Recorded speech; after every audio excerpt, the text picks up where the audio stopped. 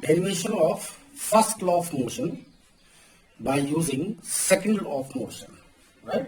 First law of motion है आपका law of inertia. हमें लॉ ऑफ इनर्शिया को प्रूफ करना है या डेरिवेट करना है किसकी हेल्प से? Second law of motion, that is law of force. Second law of motion law of force है। तो पहले हम लॉ ऑफ फोर्स लिख लेते हैं। एफ इज इक्वल टू किसके होता है?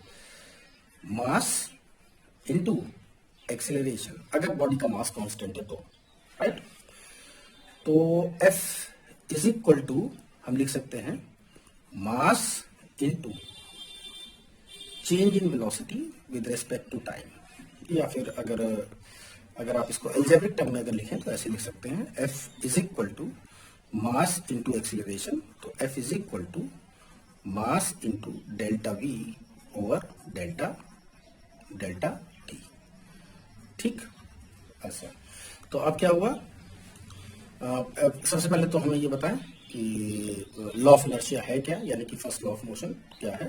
तो इसका स्टेटमेंट ये है कि अगर किसी बॉडी, कोई भी बॉडी हमेशा रेस्ट में रहेगी या हमेशा कांस्टेंट वेलोसिटी से मूव ही करती रहेगी जब तक उसके ऊपर कोई एक्सटर्नल फोर्स अप्लाई ना किया जाए, राइट?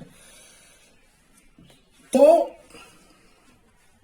अगर मैं एक्सटर्नल फोर्स अप्लाई नहीं कर रहा हूं, यानी कि इफ एक्सटर्नल फोर्स कितनी हो? जीरो हो।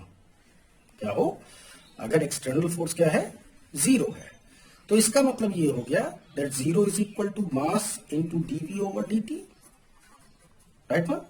यानी कि zero is equal to mass into delta we over delta t, अगर अलजेब्रिक टर्म में अगर आप डेरिवेशन कर रहे हो तो, ठीक है? या फिर आप इसको लिख सकते हो कि मास इनटू, ये मान लीजिए चेंज इन वेलोसिटी है ना ये, तो मान लीजिए पार्टिकल की इनिशियल वेलोसिटी u है। मान लीजिए पार्टिकल ऐसे चलना शुरू किया था, इसकी इनिशियल वेलोसिटी थी u और ये है फाइनल वेलोसिटी इसकी आफ्टर टाइम डेल्टा t। इसकी जो फाइनल वेलोसिटी है वो मान लीजिए वो v है, वो बात समझ में आ गई। और आपने इसके ऊपर कोई किसी भी तरह का अगर एक्सटर्नल फोर्स अप्लाई नहीं किया है तो इसका मतलब हो गया final velocity minus initial velocity v, और ये u लिखा हुआ है, तो ध्यान से देखिएगा, अपॉन डेल्टा t, राइट? तो इसको इधर की तरफ ले जाएं तो कितना हो जाएगा ये?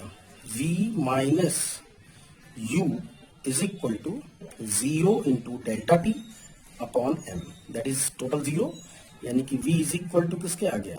u के आ गया, यानी फाइनल वेलोसिटी और इनिशियल वेलोसिटी सेम है। तो कहने का मतलब ये है कि अगर कोई भी एक्सटर्नल फोर्स अगर आप अप्लाई नहीं कर रहे हो तो उसकी वेलोसिटी में कोई चेंज नहीं आएगा। अगर जैसी उसकी वेलोसिटी है वैसी की वैसी रहेगी। अगर इनिशियल वेलोसिटी जीरो है यानी कि पार्टिकल रेस्ट में है, तो फाइनल वेलोसिटी भी जीरो ही रहेगी, यानी कि पार्टिकल रेस्ट में ही रहेगा जब तक आप कोई एक्सटर्नल फोर्स अप्लाई नहीं करोगे। ठीक है ना? अच्छा, अगर आप इसको ऐसे कर रहे हो तो आप इसको लिख सकते हो that dv over dt is equal to zero. और किसी भी चीज का डिफरेंशियल जीरो कब होता है? जब वो चीज क्या होती है? कांस्टेंट, यानी कि जो वेलोसिटी है वो कांस्टेंट रहेगी। वो कांस्टेंट कुछ भी हो सकता है, जीरो हो सकता है, 1 हो सकता है, 2 हो सकता है, माइनस हो सकता है, जो भी है वो जितना भी है वो कांस्टेंट ही रहेगा अगर आपने कोई एक्सटर्नल फोर्स अप्लाई नहीं किया है तो। ठीक है? और यही लॉ ऑफ इनर्शिया का स्टेटमेंट भी है। बात समझ में आ गई?